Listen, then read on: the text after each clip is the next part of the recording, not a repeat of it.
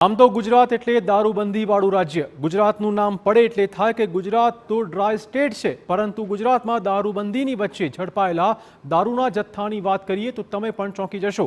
સાચે ગુજરાતમાં દારૂબંધી છે? આ સવાલ ચોક્કસ થશે। વર્ષ 2024ની વાત કરીએ, જ્યાં એસએમસીએ ગુજરાતમાં કરોડો રૂપિયાનો દારૂ પકડી પાડ્યો છે, ત્યારે પોલીસે રાજ્યમાંથી પકડી પાડેલ દારૂમાં સૌથી મોખરે વડોદરા શહેર છે। તે સિવાય 4 મોટા શહેરોમાંથી 2.60 કરોડથી વધુનો દારૂ પકડી પડાયો છે। જાન્યુઆરીથી ડિસેમ્બર સુધીમાં રાજ્યભરમાંથી 22.51 કરોડથી વધુના દારૂ પકડી પડાયા છે અને 455 જેટલા કેસ નોંધાયા છે।